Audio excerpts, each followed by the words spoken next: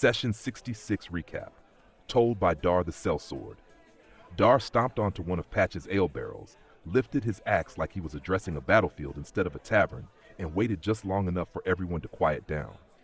Then he grinned, the grin of a man who survived something ridiculous and wanted everyone to know it. All right, listen up. I just came back from the Ashenreach Basin, a place so blasted and scorched it looks like the gods dropped the sun because they got bored holding it.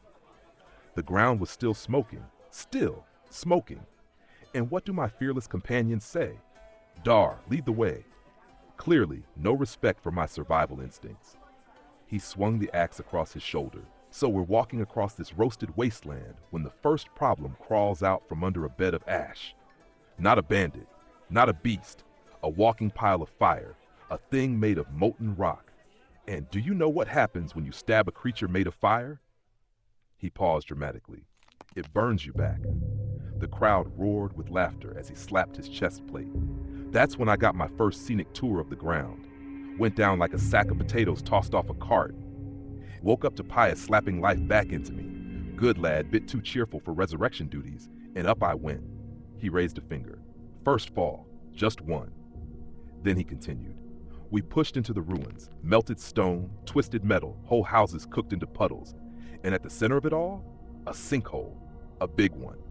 And instead of turning around like sensible people, we climbed down into it, down into the furnace. He leaned forward, whispering loudly. That cavern was hotter than Corytha's forge. The walls were glowing. The air was shimmering. And then naturally, more fire monsters show up because nothing in that place had the courtesy to stay dead. He looked at Terriani and Atreus. These two are blasting and slashing like the world depends on them. And I'm doing my best not to ignite spontaneously, but of course I get smacked again. Big molten brute slams me straight into the floor. Out cold. Darkness. Silence. He raised 2 fingers. Second fall. That's it. 2. Don't let anyone tell you 3. He pointed at Pius again. Cleric pulls me back from the brink again. At this point, he's revived me so many times I'm starting to think he's keeping a punch card. He straightened up and puffed his chest out. Then we reached the heart of it, the hollow fire node. Massive thing.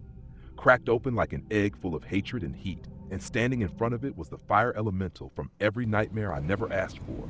Taller than a house, screaming like it knew my name personally. He swung his axe in a wide arc just to emphasize the size.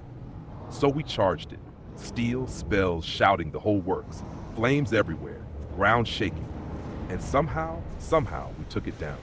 The beast collapsed, the fire guttered out, and the cavern cooled for the first time in a century. He hopped down from the barrel and spread his arms wide. And that, my friends, is how the hollow fire was put to rest. We got our treasure, we brought back proof, and we walked out of that cursed furnace alive. Even me, despite the ground being unreasonably attracted to my face. He raised his mug. To the ones who walked through fire and didn't stay there. And to me, Dar the Sellsword, who only went down twice, thank you very much. The tavern erupted in cheers.